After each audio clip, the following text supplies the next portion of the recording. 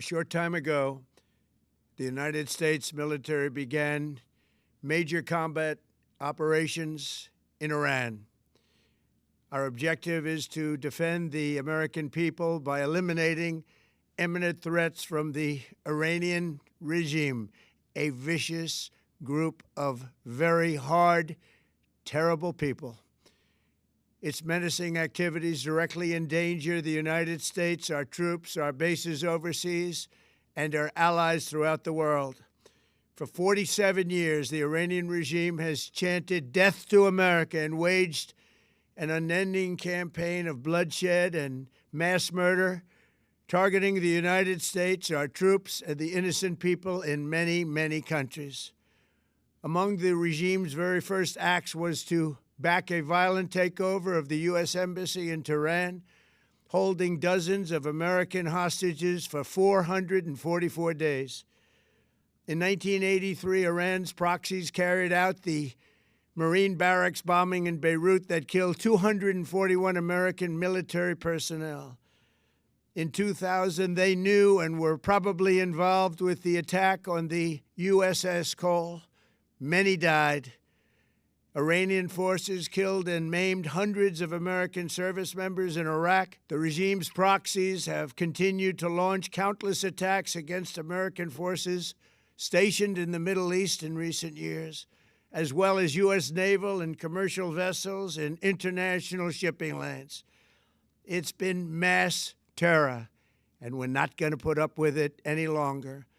From Lebanon to Yemen and Syria to Iraq, the regime has armed, trained, and funded terrorist militias that have soaked the earth with blood and guts. And it was Iran's proxy, Hamas, that launched the monstrous October 7th attacks on Israel, slaughtering more than 1,000 innocent people, including 46 Americans, while taking 12 of our citizens hostage. It was brutal, something like the world has never seen before. Iran is the world's #1 state sponsor of terror and just recently killed tens of thousands of its own citizens on the street as they protested. It has always been the policy of the United States, in particular, my administration, that this terrorist regime can never have a nuclear weapon. I'll say it again, they can never have a nuclear weapon. That is why in Operation Midnight Hammer last June, we obliterated the regime's nuclear program at Fordow, Natanz, and Isfahan. After that attack, we warned them never to resume their malicious pursuit of nuclear weapons, and we sought repeatedly to make a deal. We tried. They wanted to do it. They didn't want to do it. Again, they wanted to do it. They didn't want to do it. They didn't know what was happening. They just wanted to practice evil. But Iran refused, just as it has for decades and decades. They've rejected every opportunity to renounce their nuclear ambitions, and we can't take it anymore. Instead, they attempted to rebuild their nuclear program and to continue developing long-range missiles that can now threaten our very good friends and allies in Europe, our troops stationed overseas, and could soon reach the American homeland. Just imagine how emboldened this regime would be if they ever had and actually were armed with nuclear weapons as a means to deliver their message. For these reasons, the United States military is undertaking a massive and ongoing operation to prevent this very wicked, radical dictatorship from threatening America and our core national security interests. We are going to destroy their missiles and raise their missile industry to the ground. It will be totally, again, obliterated.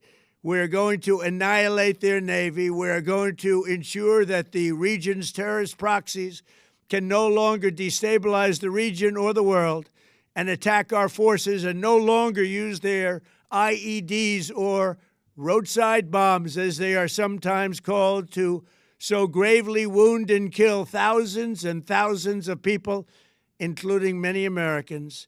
and we will ensure that Iran does not obtain a nuclear weapon. It's a very simple message. They will never have a nuclear weapon. This regime will soon learn that no one should challenge the strength and might of the United States Armed Forces. I built and rebuilt our military in my first administration, and there is no military on earth even close to its power, strength, or sophistication. My administration has taken every possible step to minimize the risk to U.S. personnel in the region. Even so, and I do not make this statement lightly, the Iranian regime seeks to kill.